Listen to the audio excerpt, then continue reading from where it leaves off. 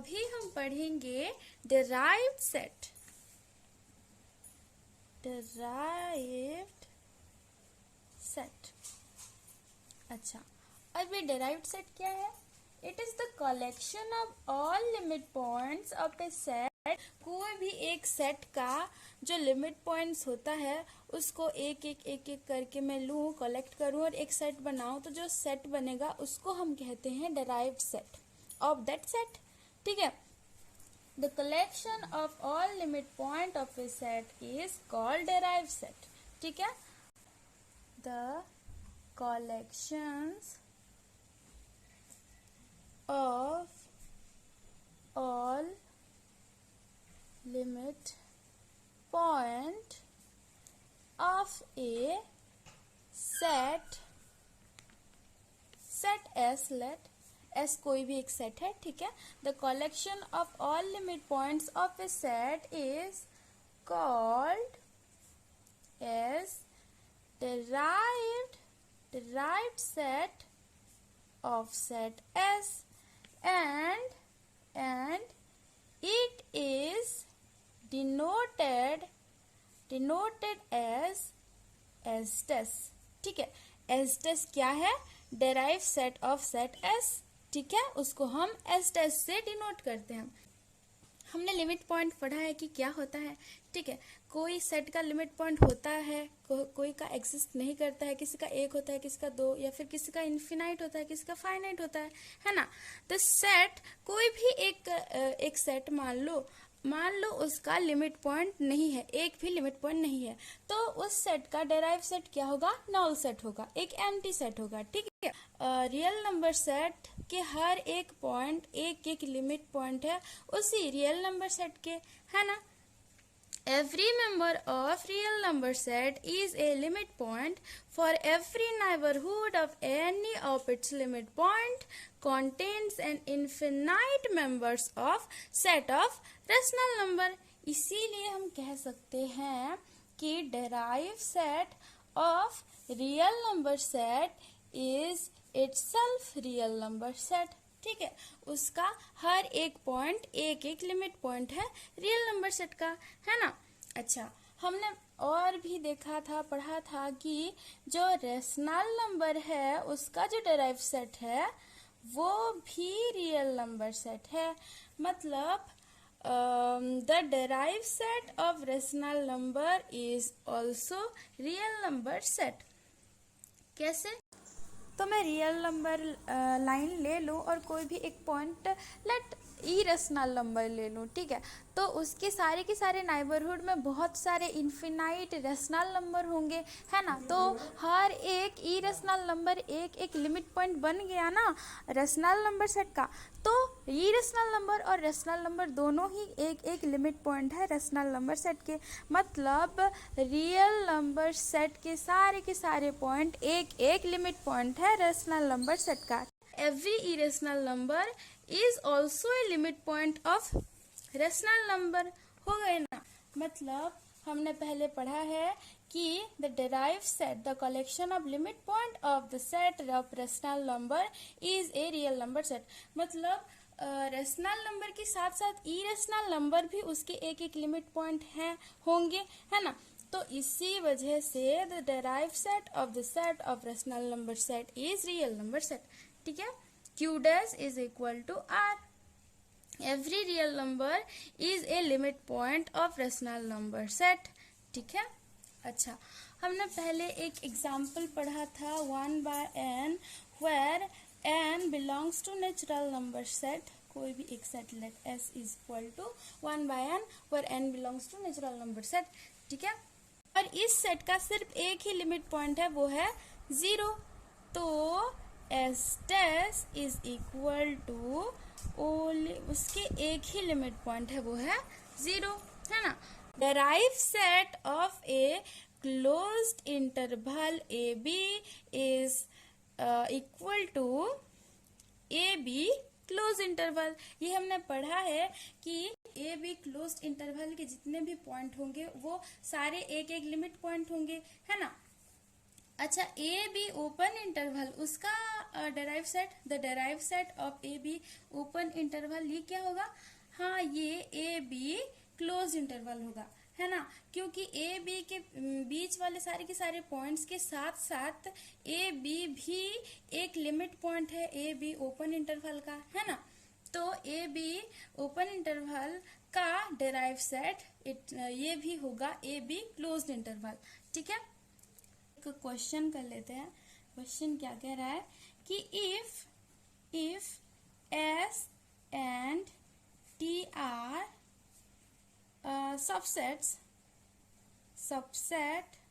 subsets of real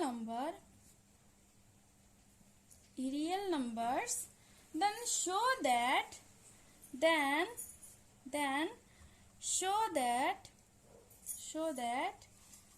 पहले given है s is a subset or equal to t, then we have to show that s dash is also a subset or equal to set t dash, and s second bit है s union t dash is equal to s dash union t dash।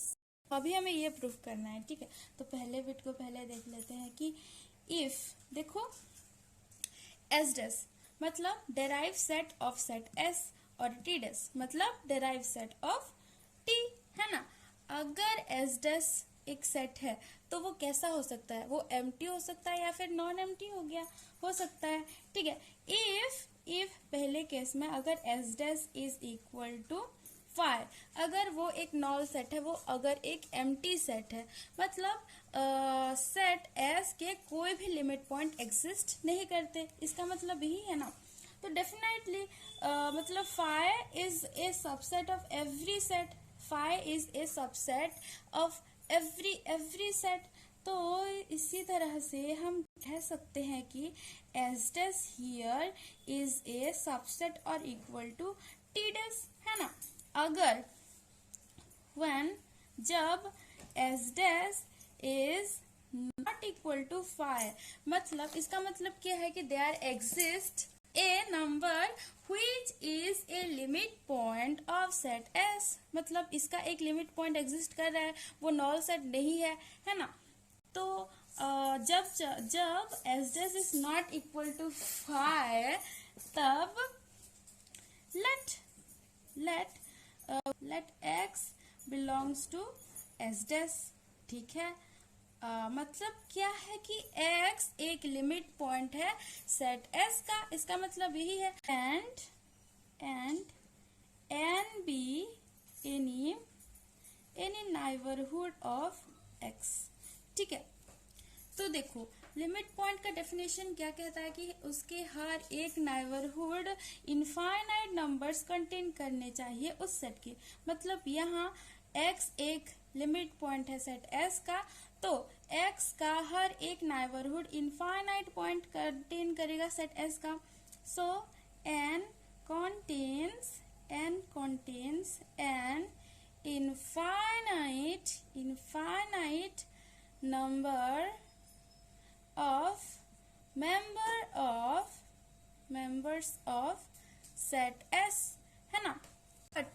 But हमें given है क्या कि S is a subset और equal to T, है ना। तो देखो n contains an infinite number of member of set S, ठीक है, और S क्या है? एक सबसेट या फिर इक्वल है T सेट का। मतलब क्या है कि n contains an infinite number of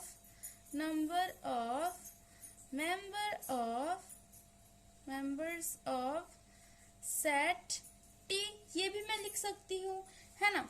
तो ये इसका मतलब ये है कि x is a limit point of T set, है ना। मतलब इसका मतलब है कि x belongs to T dash, x एक लिमिट पॉइंट है T का, तो मतलब ये है कि डेराइव सेट ऑफ T यानी कि T dash में ही x है, मतलब x belongs to T dash, ठीक है। देखो हमें पहले ये गिवन था और हमें ये प्रूफ करना था, ठीक है। अगर एस डैश एक एम्प्टी सेट हो गया तो ऑब्वियसली ये हमारा प्रूफ हो रहा है। और जब सेकेंड केस में जब S dash is a non empty set, तो हमने कोई भी एक आर्बिटरीली एक्स चूज किया, लेट एक्स, और वो बिलोंग करता है एस डैश सेट को, यानी कि एक्स एक लिमिट पॉइंट है सेट एस का। और उसके मतलब अगर x लिमिट पॉइंट है सेट s का, मतलब उसके सारे के सारे नाइबरहुड इनफाइनाइट पॉइंट कंटेन करने चाहिए सेट s का। इसीलिए हमने फिर लिखा कि लेट n एक है neighbourhood of n be any neighbourhood of x, यानी कि n को भी हमने आर्बिट्रेरली चूज किया, मतलब सारे के सारे नाइबरहुड के लिए प्रूफ होगा। और ये लिमिट पॉइंट है ना, तो ये तो होना ही है ना। बट एस सेट जो है वो एक सबसेट या फिर इक्वल टू है टी सेट का। मतलब हियर हम कह सकते हैं कि n contains an infinite number of member of set t, ठीक है। तो x एक लिमिट पॉइंट हो गया t सेट का, मतलब x belongs to t dash. और as we have chosen x arbitrarily, so we can say that for every x, अगर x belongs to s dash is implies that x belongs to t dash, है ना। तो हमें proof हो गया कि hence s dash is a subset or equal to t dash। ये हमने प्रूफ कर लिया, है ना। तो हमें गिवन था ये और हमने प्रूफ कर दिया ये दोनों केस में, ठीक है। ये पहला बिट हो गया। अभी हमें सेकेंड बिट पर ध्यान देना है, ठीक है। अच्छा, हमें प्रूफ क्या करना है कि S union T whole dash is equal to S dash union T dash, ठीक है। मतलब derive set of set S union T क्या होगा, S dash union T dash होगा, ठीक है। ये हमें प्रूफ करना है। अच्छा देखो, हमें पता है कि S is a subset or equal to S union T, ये होगा। is implies that S dash is a subset or equal to S union T whole dash। हमने पहले देखा था कि S is a subset or equal to T is implies that S dash is a subset or equal to T dash, ठीक है। तो इसी तरह से अगर S is a subset or equal to S union T, ये एक set है, तो S dash is also subset और equal to S union T dash होगा ना।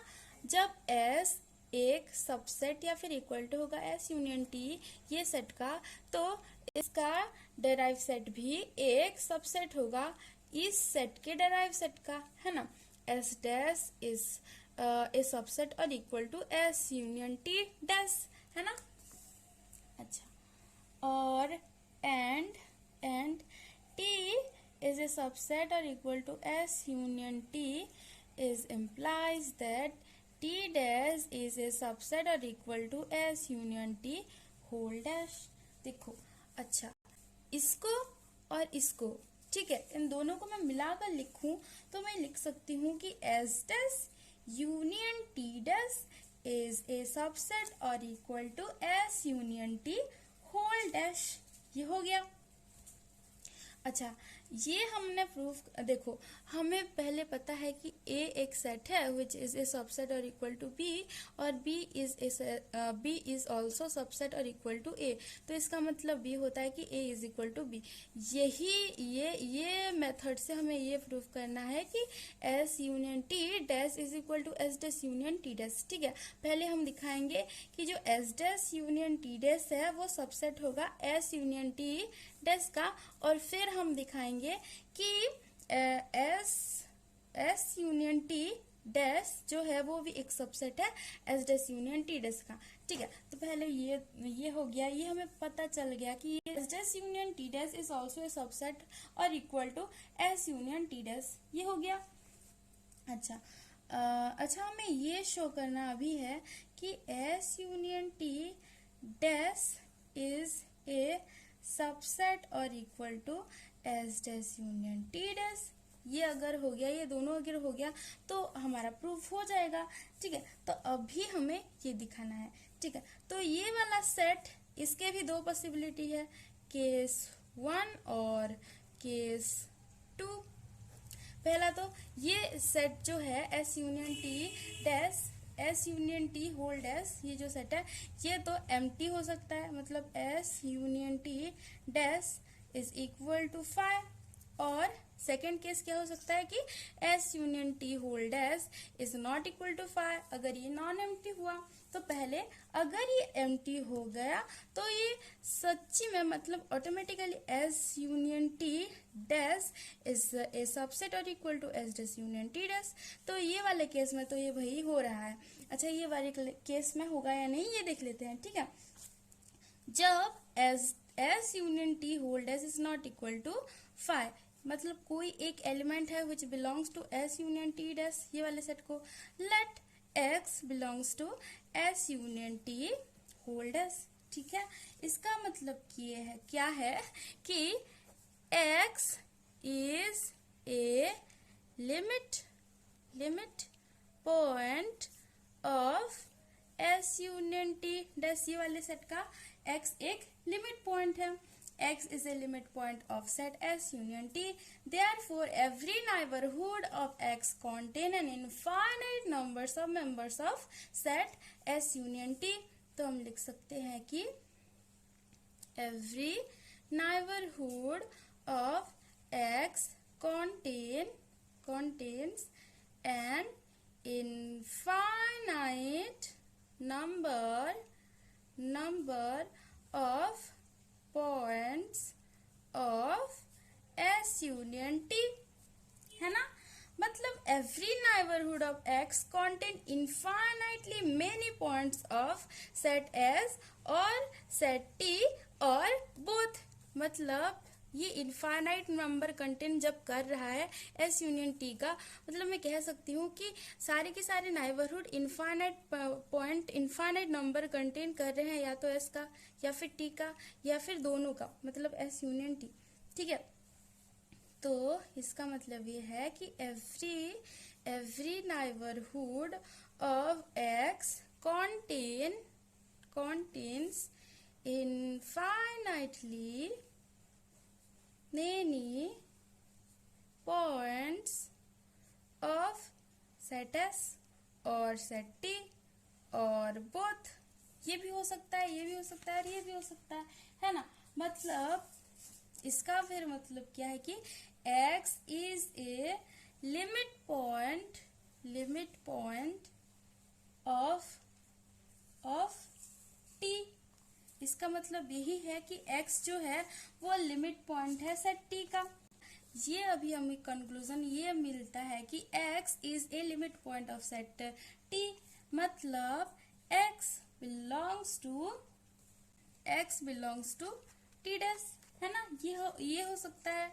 अच्छा, और क्या हो सकता है कि x belongs to and x belongs to s dash, मतलब x is a limit point of t and set S, है ना।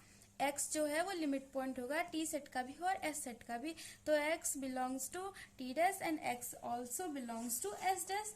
और ये जोड़ के हम लिख सकते हैं कि x belongs to s dash and x belongs to t dash is implies that x belongs to s dash union t dash। ठीक है, और as I have chosen X arbitrarily, तो सारे के सारे एक्स के लिए ये वाला लागू होगा।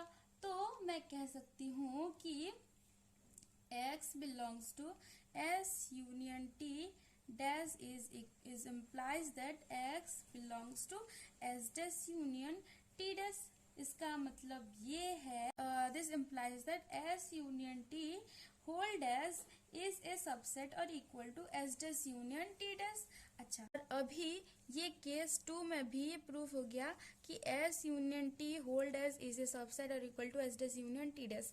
तो ये S dash union T dash is also a subset और equal to S dash union T whole dash or S union T whole dash is also a subset or equal to S dash union T dash implies that